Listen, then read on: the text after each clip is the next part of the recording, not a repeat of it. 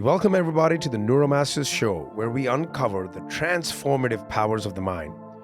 I'm Reg Malhotra, your host, and I'm here to guide you with practical tools and inspiring stories grounded in neurolinguistic programming and hypnosis. Now, whether you're a high achiever feeling stuck or a growth seeker looking to overcome setbacks, join us each week to break through barriers and achieve profound personal and professional growth. So let's dive in and unlock your potential. Welcome to the Neuromasters podcast. I'm your host, Jim, and today we're tackling a challenge that so many of us face, and that is self-doubt. So joining me today is Reg Malhotra, the founder of Neuromasters Academy. He's here to help us uncover the roots of self-doubt and to share some practical strategies to build real and lasting confidence. So Reg, we are excited to dive into this topic with you today. Let's do it. All right. Let's start just with some groundwork here, because self-doubt is something that we all have experienced, but maybe we don't always know exactly why. So can you talk a little bit about maybe what's happening on the mental and the emotional levels when we are experiencing self-doubt? Yeah, thanks, Jim. You're quite right. Self-doubt, let's just say it's part of the human experience. I mean, everybody's going to experience it at some stage in relation to a particular activity, an idea, or self. I think those are the big ones. The issue is when self-doubt becomes a default pattern. I think that's where the issue lies. In a lot of cases, self-doubt is simply lack of preparation or lack of commitment or lack of interest.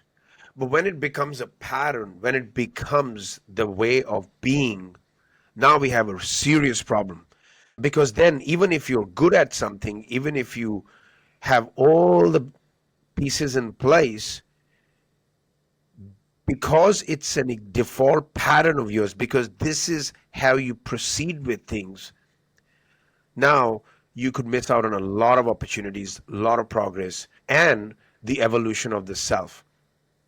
So where does it come from? It comes from past mistakes. That's number one. Because a brain, you see, it records pictures, it records events, and it keeps a snapshot of it with the goal of saving us, with the goal of helping us survive. So that's one source. If we've had occasions in the past where we have made mistakes or not succeeded, then that experience collectively, we call it a gestalt, collection of memories of the same subject matter, stay there together to reintroduce those feelings if you're about to do something similar. Number two, it's words, right? People say things to us, and you know how big we are on that. Words don't describe your world, they create your world.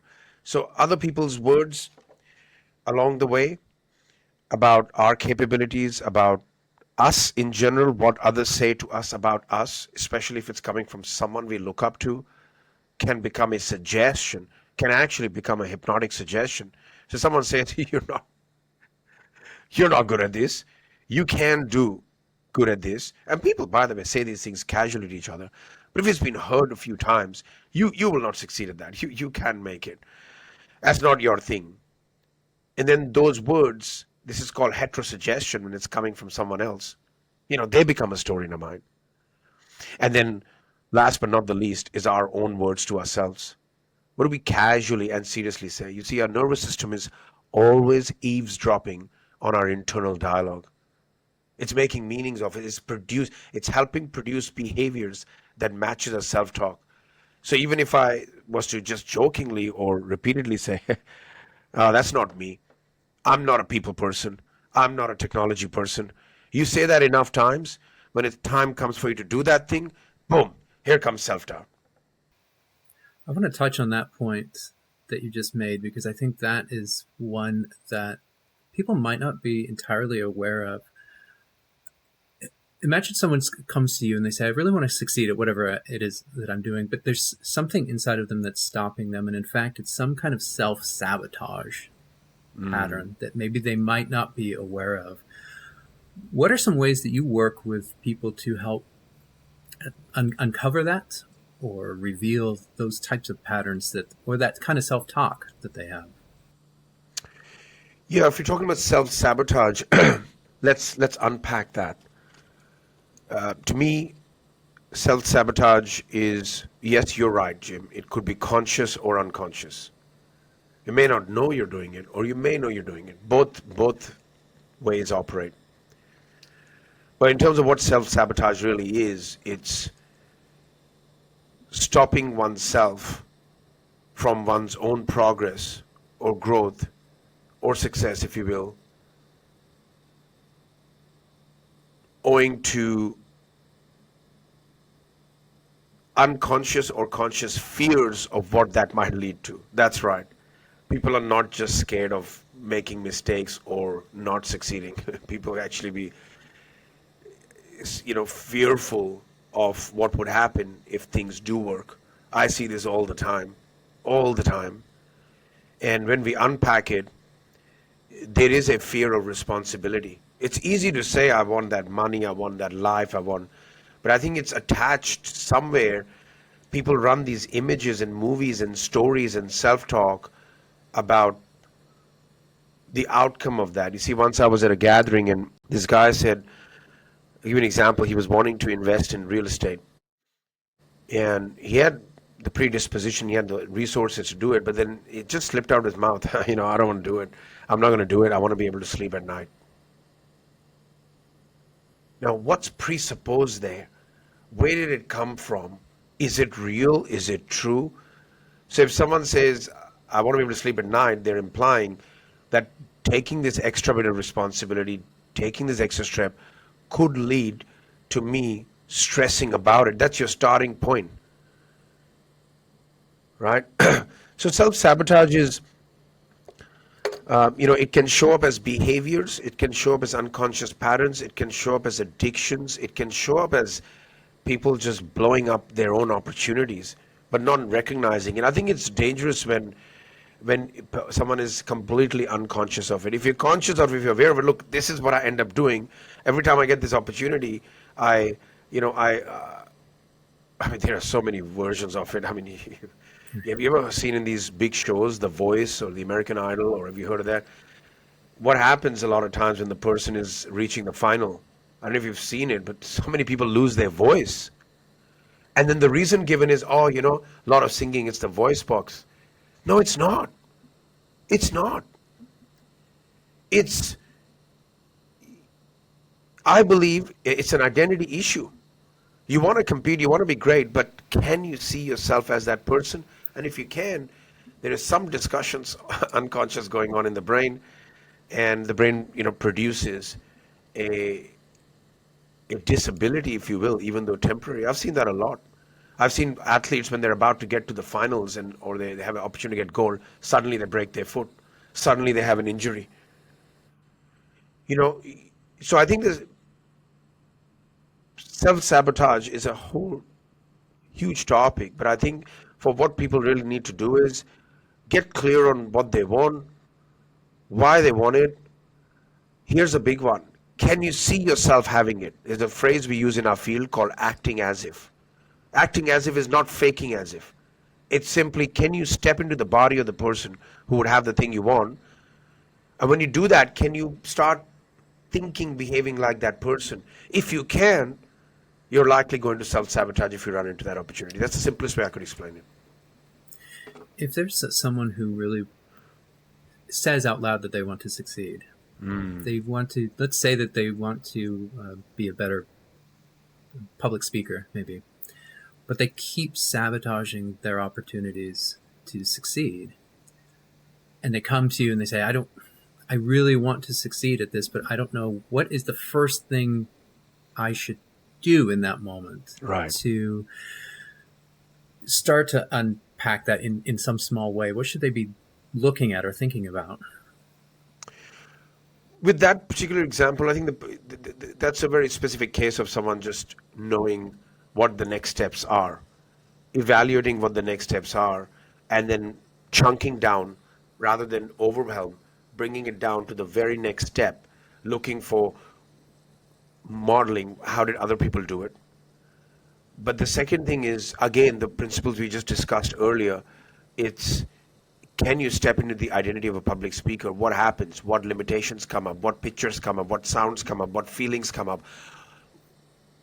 What happens when you start to act as if you're one? And I think that's a great opportunity to become aware of what could be lurking within, and then to start working with that.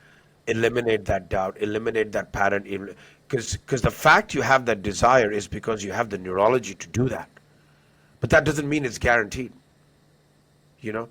And I think we were talking earlier about self-sabotage, and self-sabotage can occur in this occasion as well if there is an inability to accept the responsibility that comes with it, or to be able to see oneself as that public speaker, for example, and some fears come up of what would happen if I became one.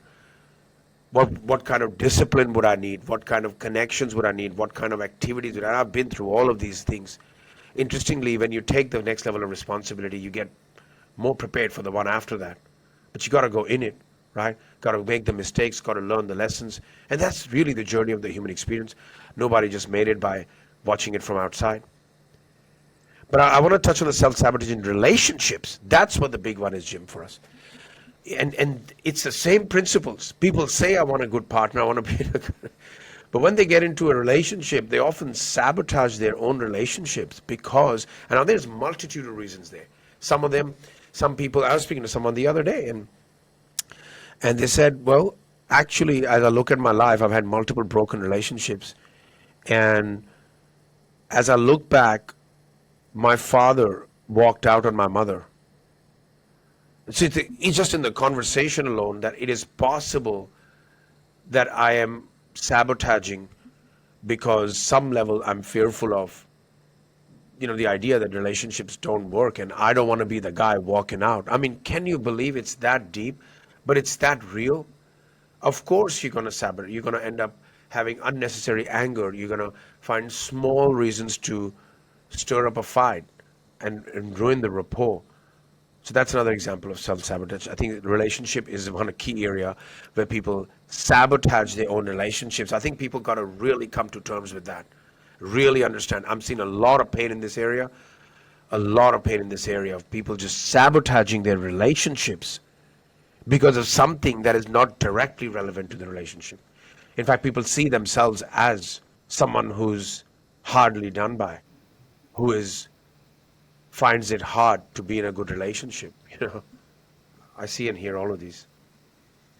That's you talk about identity, and one term that we hear a lot, often with high success people, and this can apply to relationships, I imagine, as well, is the idea of imposter syndrome. So you, and particularly as you become more and more successful, it's almost as though there's a fear that you'll step into a role that you cannot do, or that you are just inherently not good enough. Yep. What's going on when we talk about imposter syndrome, and why is that such a common feeling for people who are either moving up a ladder or stepping into a new role, whether that's in a relationship or in business? Yeah, that's a very common human phenomena, is feeling like, well, what is below imposter syndrome is a feeling of lack of enoughness. It's another big thing that plagues everybody at some stage. The root cause, in my view, is, am I enough as I am, where I am, with what I have? And so at a fundamental level, people may have grown up not feeling enough, again, for all sorts of reasons, things other than said to them, past failures, comparison syndrome. There's always that gap that people feel. And I think it's important to start from the right place. So the imposter syndrome, now from a very, very practical perspective, people can also feel like an imposter because they're not prepared. They're not, it's like someone coming to speak at our event and feeling like an imposter because, one, There could be one or few reasons of it. Number one, they have a self-talk story that I can't do it, or I'm not good enough, or who's going to listen to me? Do what I have to say, is that valuable? That can lead to feeling like an imposter. Number two, never having done it before, and then running pictures or visuals of failing at it. That can lead to imposter syndrome. Fear is the underlying reason, and not feeling enough. Fear of making a mistake, fear of what would happen if it goes wrong. You see, most people are running this story. What if it doesn't work? We're really going to take two syllables out, N and T. What if it does work? Your brain is designed to answer questions. What questions are we asking? It's designed to tap into information you already have and give us some information. And it's like someone saying, why am I so overweight? Well, how about changing the question to, how do I get fit? How do I ensure I stay fit? Because it's all automatic, right? The picture, sounds, feelings. So imposter syndrome is a real thing, and in some ways, it also can show that somebody cares. There was this drummer or singer of a famous band called Foo Fighters, and after 20 odd years, he was interviewed and saying, "Well, how do you feel when you go on the stage?" He said, "I still feel extremely nervous." Now, nervous is not necessarily imposter syndrome. I said, "Well, why after this long?" And he said, "Well, I think for me, those nerves tell me that I care. I still care. I still care enough to somewhat worry about it just going on stage. When I'm on there, I'm fine." But he says, "I see that as something that because it's important to me to do well yet again." So I think it's important to differentiate imposter syndrome to just general nerves that imply I want to do great at this every single time, right? And that's care for the customer, for the client, for the audience, and then generally that can disappear. But imposter syndrome, even while you're doing it, you're having this self-talk, negative self-talk. One of the things we always say when you're presenting, for example, when you are on stage, when you are, doing something of that nature, there are techniques we teach to jam the internal dialogue. This is critical. You cannot have internal dialogue when you're presenting, when you're speaking, because that means your downtime, that means you're into yourself, and that is the gravest mistake one can make. Sorry, I'm using the example of public speaking because I came up earlier. And I know for me, not only am I trained, but I've practiced it enough that when I'm on stage, when I'm presenting to students, when I'm taking an audience through a transformation process, it's just my body that's there. I'm not even there. I'm with the group, actually. That's an idea called uptime. And I think that's important because nerves coming, fear comes in, self-doubt comes in when we are into ourselves. The greatest cause of suffering is when you're into you. That's the greatest cause of suffering. When you're worried about what they're thinking of you, what would happen to you, are you sound good, do you look good? If you're constantly in that zone, you cannot focus on the work you're meant to do. Even a person feeling like an imposter, if they walk into a situation and focus on the task at hand, focus on the people they're serving, focus on the problem they're solving, suddenly there's limited room for self-talk to come in. You can see I'm very passionate about this one. I think that people listening will hear that and they will agree, and then they will ask, okay, I want that for myself. I don't want to be locked inside of my own thoughts and mind. I want to be out. How do I do that? What's this there's probably not a switch, but how do you get from inside to outside? Yeah, there is two way to look at this, Jim. There's always two aspects to making any major change. One is, and even if you look at psychology, there's always two sides of thinking. One is that you are where you are because of your past, and there's a lot of truth in it. There is a lot of truth in it that we need to clean up certain references from the past. Now, you can do conscious mind processes like looking at your life story, looking at the major events that have occurred, and start giving them new meanings, start seeing what you've learned from it. And now that can be a little bit hard for people because a lot of these patterns get stored at the subconscious level. The other side of it in psychology is behavioral. That, sure, the past is there, but let's change the behavior in the now, right? It's like there's a concept called anchoring. You can use, you can think of a time when you succeeded and felt good, and then go back to that time, see what you saw, hear what you heard, feel what you felt, and then use an external anchor to connect to that feeling, so that every time you see that external stimuli, for example, it could be a red pen or something you install on your body, and you could return to that state. That's very behavioral. That means you are choosing to access a state that produces a behavior in you. Those techniques, and I think what we do in neurolinguistics, for example, is a combination of the two. Sure, people can actually organically resolve what happened from the past.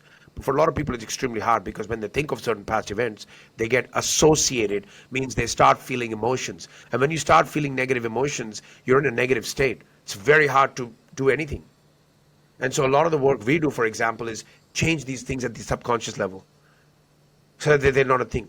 Behaviorally, there's certainly tools you can do. You can use your willpower, you can produce new patterns, you can do certain things enough number of times so your brain has a new direction to go to, right? So you can make behavior, and all of psychology is based in that.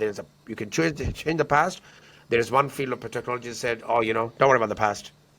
And in the past, that's really comes from Freudian psychology, and the behavioral is really from the Russian scientist called is based on the ideas from Pavlov, who, you may have heard of the Pavlov experiment where he was ring the bell and have a steak for the dog, and did that enough times, and eventually when he rung the bell, the dog started salivating even though the steak wasn't there,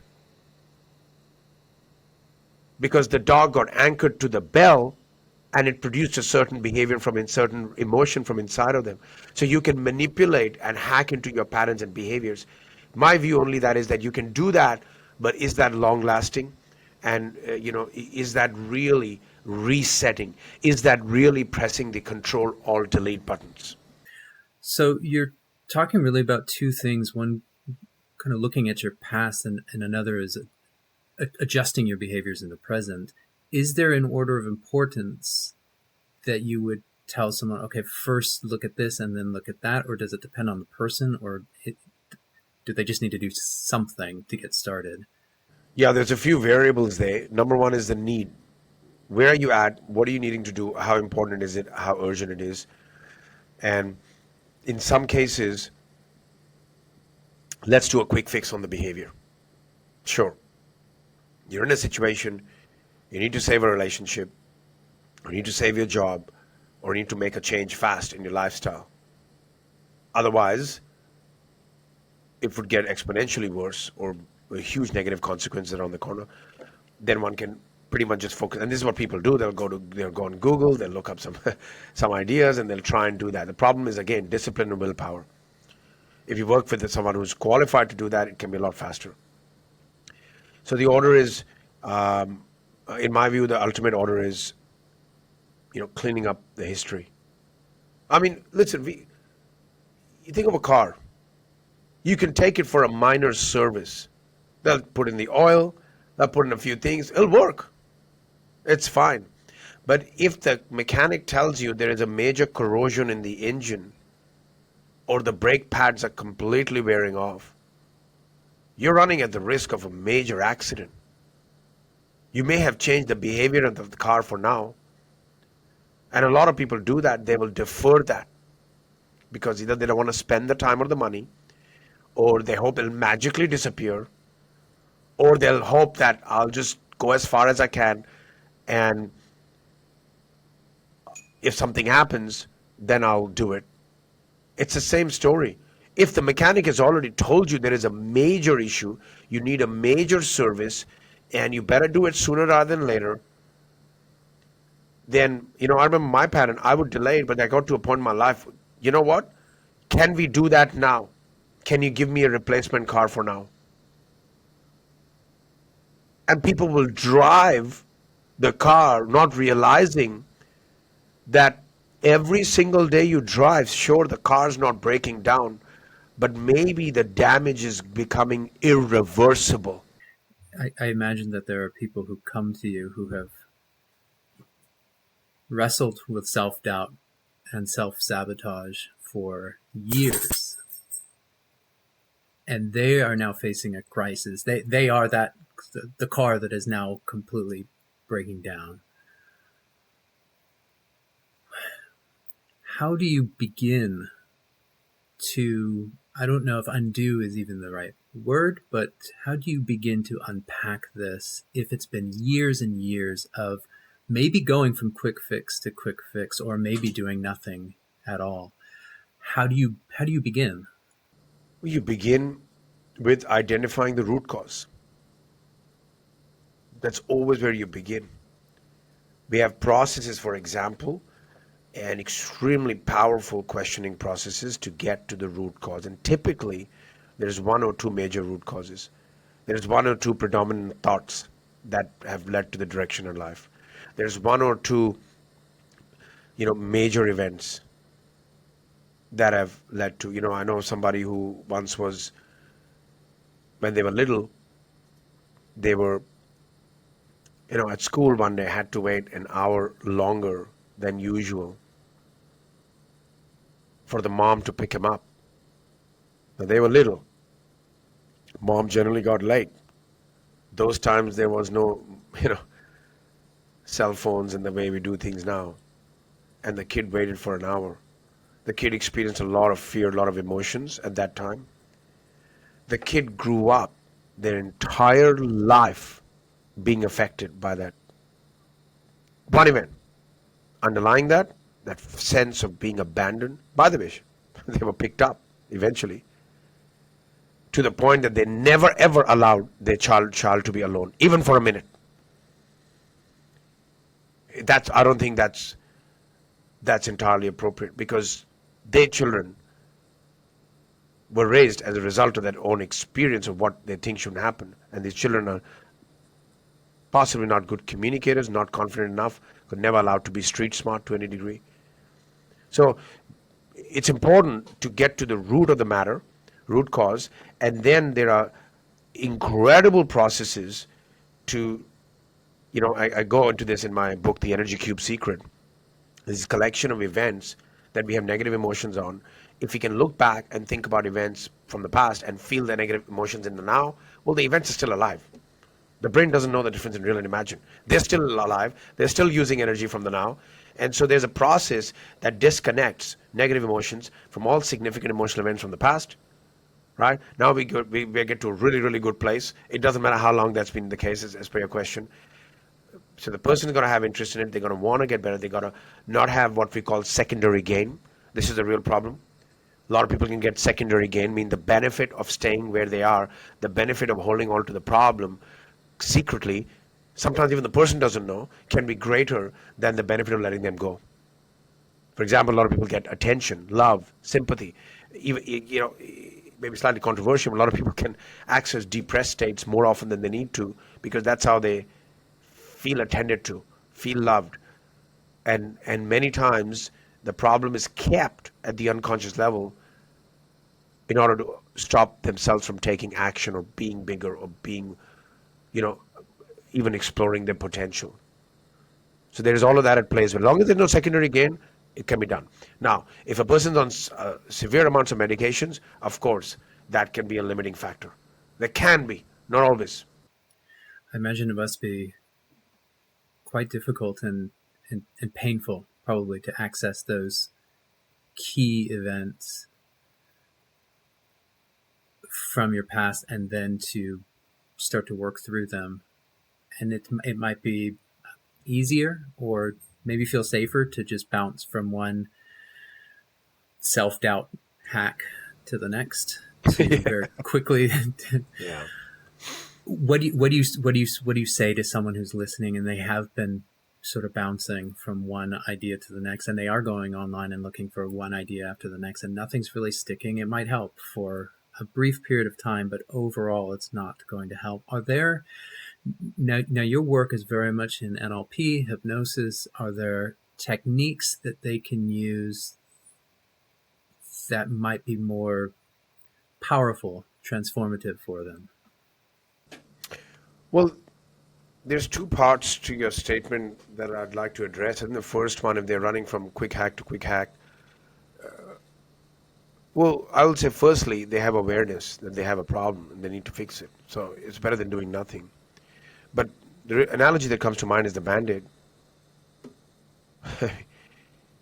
You know,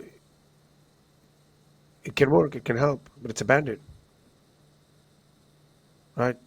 So if someone wants more transformative techniques, then, depending on what the issue is, if the issue is that someone feels stuck, unable to move, unable to change their life situation, maybe they're in the same job, maybe they're in the same relationship and it's not working out.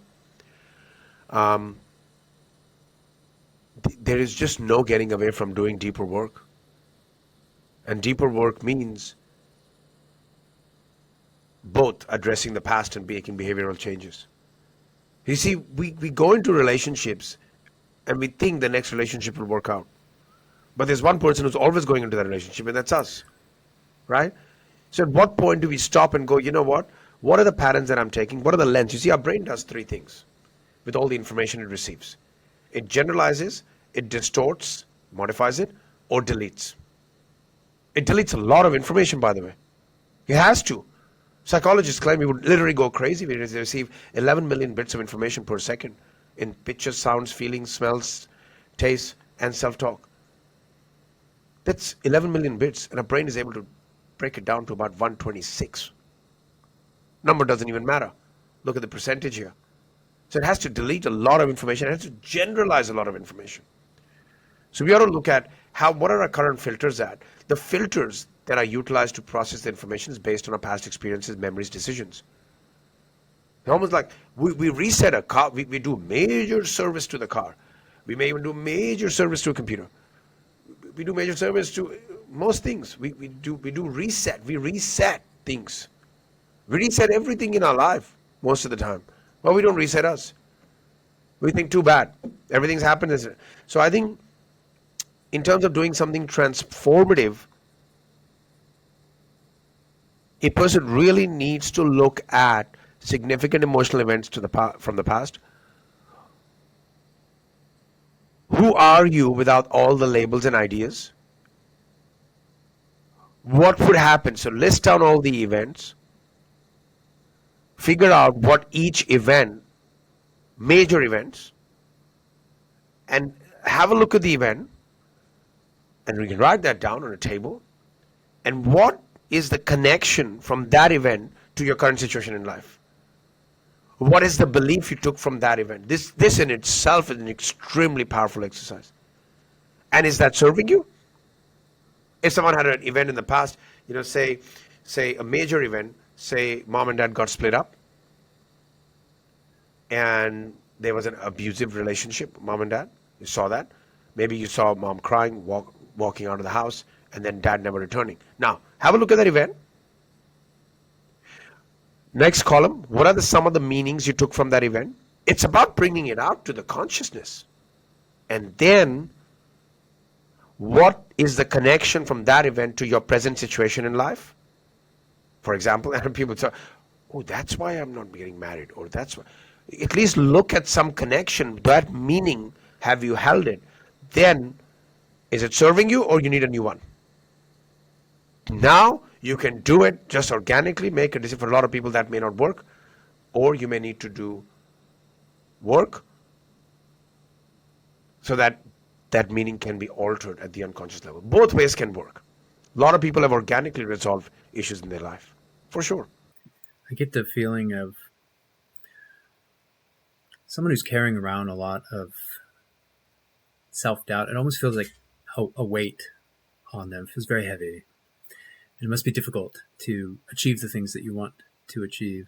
And yet then when they are able to reach these types of breakthroughs, it's almost, oh, they can breathe, right? And that feels really nice. Can you talk about, maybe give an example of someone that you've worked with who has achieved a breakthrough of some sort? Maybe it's in a relationship, could be in a business, in which they were able to go back and address some past event, and now they are, I don't know, maybe on the other side, or they've achieved the result that they're looking for. Yeah, I got a lot of examples of that. One of the ones that more recent that comes to mind is a lady who while doing a lot of the work and realized that had a pattern of relationships that are not working. And one of the things she realized was, and that's her words, and she said, I feel I've emasculated the men that I've been with. And I said, what do you mean by that? Well, she said, I have never been able to receive help. It goes back to childhood matters on that, but I've always wanted to do it on my own, fight on my own, not receive help, and just do it all, running a business, doing, raising the children, whatever. Now, something did happen in relation to her mom, but she's always been running this pattern, super unconscious of it, just super uncomfortable with asking for help, making themselves look like weak. And the reality is, we all know nobody made it without some sort of a support assistance. Imagine that in a relationship. I think her meaning was that men have come into a relationship with her and they wanted to be that support act, because men are generally predispositioned to, I'm not going to use the word provider, but be that support act, right? To feel like they can help their female partner in this case with, in ways that remind them and the relationship, for example, of their masculinity. Masculinity is about directionality. And I think this was a huge breakthrough for her. Like, oh my God, she has to use the words, I have emasculated, because I've always had to be that breadwinner mentality. And that's an example of someone that, with that level of breakthrough, then has completely changed the nature of her relationship. That just that point, why relationship's not been working out. That's according to her, but I can see the point in that. I can totally see the point in that. Whether Ben got emasculated or not is irrelevant. More than what is the role she has been playing in the relationship, and how has she been, the at all times the leader rather than a shade. So that's an example that comes to mind right now for me. A lot of what you are talking about seems to go back to the words that we use for ourselves. It's tied up in our identity, the way we think about ourselves, but really the way that we talk to ourselves. Are there techniques that people can put into place? And you mentioned some, maybe reframing a negative talk to yourself with a positive, just a positive reframe. Are there techniques like that that can help someone get started in maybe quieting that inner critic or reframing the inner critic that's always talking to them? Look, the deeper work is always better, because you jam it at the source. Some level of inner critical talk generally is always there, and it's meant to be as a preventative, as a as a safety measure, if you will, or an observation. If that's the only pattern one's running, then as an exercise, people got to start focusing more on what they're grateful for. Number two, so you got to do it, got to come into observation of what is right in one's life. I was talking to a lady once, and she's telling me all these things, negative things about her husband. And I heard it. I said, can I ask you a question? She said, what is right about him? Could you write me a page overnight? Just clearly, you're with him. There's some things are right. And I said, just write them in bullet points. She came back with 5 pages. And she was blown away. So where is the focus at, right? The inner critic is coming in all the time, because they might have a pattern. They might have just, you see, the subconscious mind, which is the intelligence, let's call it the automation. When you do something enough times, it produces patterns. That's how habits are formed. That's how addictions are formed. You only got to do something for 30 days in a row. You don't have to think about it, then it'll happen. It'll just happen. You just do it. You don't even know why you do it. You just do it. The subconscious mind loves to go in directions. It doesn't do what you want it to do. It moves in directions. And so we got to give it some pointers on what direction to go. So if we start to recognize what is right, and then people have a lot of difficulty doing this. It's simple as it sounds. People have been wired to not see what's right about them, what is good about them. Sometimes you have to look at what have you done right in your life. What are your strengths? And I think the act of putting it down in writing, thinking about it, we call it VAK, visual, auditory, kinesthetic, putting it down, recognizing things. So I think there's always going to be the good and the bad and the ugly in most cases. Which dark wolf or the white wolf, whatever they call it, right? Which wolf wins? The one you feed the most. What would happen if and this, you don't need to do it with ego or anything like that. What is right about you? Where have you succeeded? It's like when people come into our trainings, for example, one of the first things we say is we give them a learning strategy. You see, we all have these learning strategies we pick up in school, right? That, there's these patterns we pick up about how to learn, how to think during the learning process. Here are some of the things we say to people. Number one, before you start the learning process, think of a time you succeeded and felt good, rather than a time you failed and felt bad. We have to say this because most people come into class and they're running old patterns. Oh my God, class, and the brain goes in the old direction where you did poorly at school. You'd be amazed, and I would say 80-90% of people come with limiting ideas about their learning abilities. This is the system we've created that produces people who are consistently in self-doubt about their learning capacity. A human being has 10 to the power 10 to the power 11 neurological connections. That is 10 with 10 zeros 11 times. That's according to Paul Goodwin, a professor at Alaskan University, who determined that. To me, I don't even want to look at that. To me, the learning capacity is unlimited. It's unlimited. There is no limit. That's not how our brain is designed. It's exponential. So people come to class, so we talk about, think of a time you succeeded and felt good. Now you're accessing a positive state. Number two, chunk down, means break. Don't worry about whether you're going to pass, whether you're going to learn. What are you learning right now? That topic, and just focus on that. Chunk down to avoid overwhelm. Number three, expect to not understand some things. All important decisions are made on the basis of insufficient information. Think about it. An organization is called an organization, not organized. How many of you ever worked at a major organization? I've worked in many, and I can tell you on the front everything looks pretty. Sure, need the auditors to come in. There's always a mess. The biggest banks, the biggest financial, there's always a mess. In fact, I would say that at any point in time, if you send a major auditing organization inside a major bank that gives out mortgages, at any given time, you'll find that there is some errors that some money is owing back to customers. And typically, it could be a few cents to everybody and amount to millions. Because there is no such thing as perfection. The whole species in the process of organizing. Right? So all important decisions are made on the basis of insufficient information. And if you know this, but Facebook has 10,000 versions out at any time. 10,000. Why? I have no idea. No. Yeah, because the concept of, the tech industry does it really well. It's called MVP, minimum viable product. But the individuals don't do this. So instead of creating a major feature, say on Facebook Messenger or on the app, what they'll do is they'll create a minimum viable product. They'll spend 100,000 instead of spending 10 million. And they'll release that version to a select group of people around the world.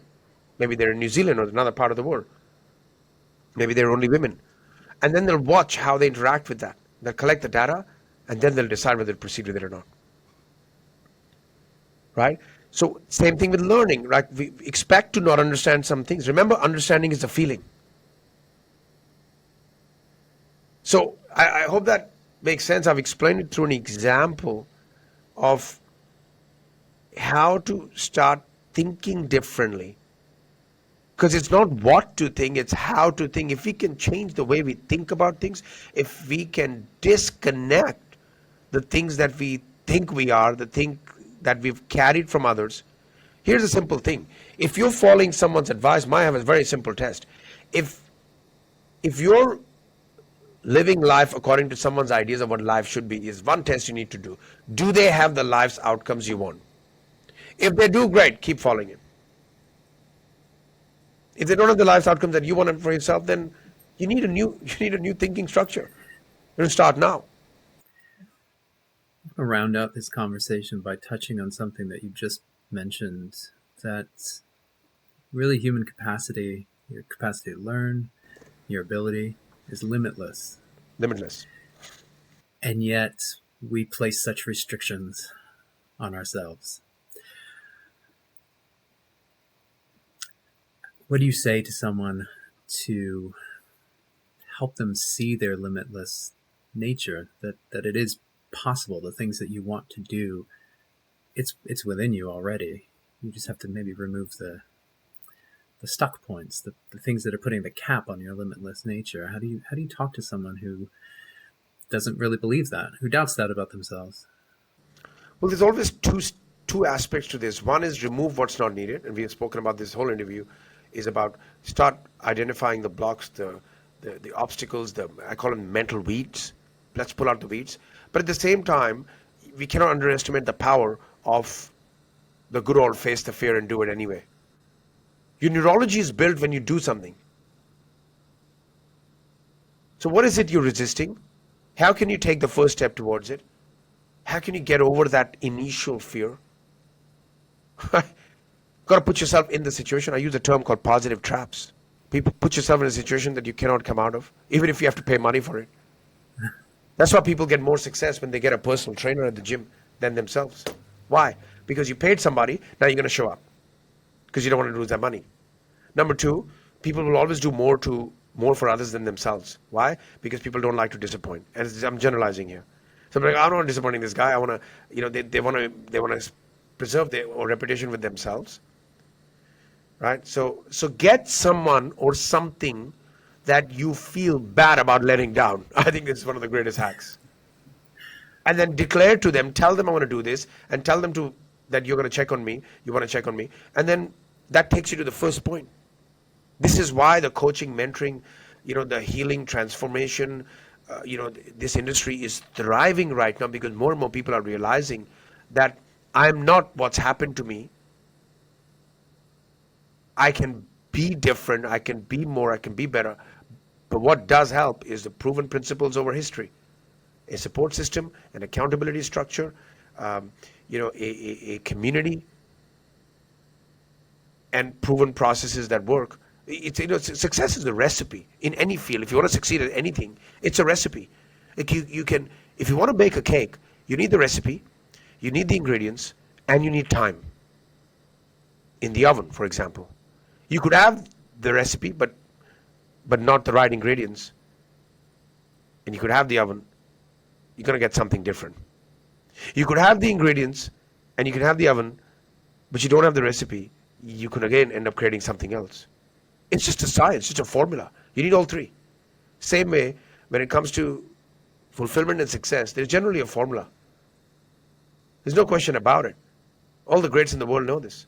You need the right people around you. You need a way of removing or eliminating these mental beats.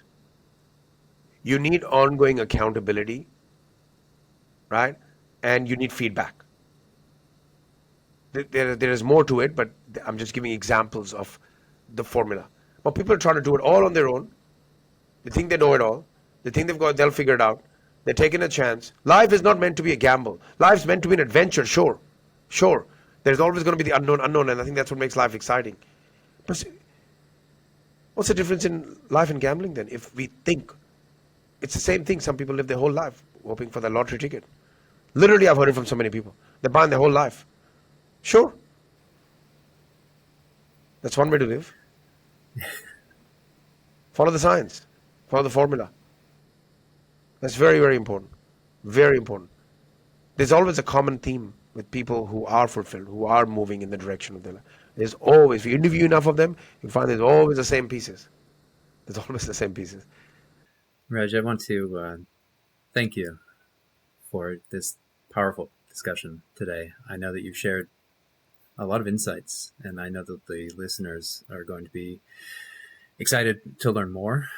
If they want to dive deeper into these concepts, or maybe find resources, or even work with you directly, where should they go next?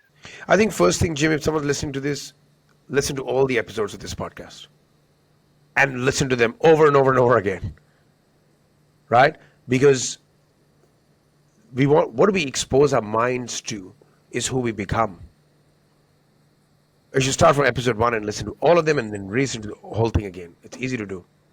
Put on the headphones. You can do it in the gym. You can do it in the car, right?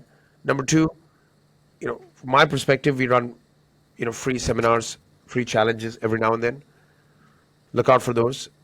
Go to neuromastersacademy.com and, register your details so you get the emails, right? We were talking about positive trap earlier. Surround yourself with the information, right? And 3, for those who've had enough, who're done with it, contact us, speak to our team. The details on the website, neuromastersacademy.com. Have a conversation with them, figure out where they're at, find out if the work we do is the right fit for them, figure out if the time is now, and in any case, walk away with powerful insights, even from the phone call itself. You've got to take we're talking about that. You've got to take the first step. And you see, fear feeds on time. Time is food for fear. You know what happens when you go on a skydive? Studies after studies have shown that if you count to 3, most people will hold on to the rails. That's why they push you down they say they're going to count to 3, but they count to 2. I'm going to remember that when I go skydiving. Yeah, you remember that? Just call him out on it. Say, look, I know you're going to push me down at 2. I know it's coming at 2. I might as well jump at 1. I'm just going to go. Yeah. Because if you do that, you're likely to hold on to the rails at 1. Yeah. Well, Reg, I want to thank you again for joining us today, and to everyone listening. Just remember that self-doubt, it doesn't have to be a roadblock.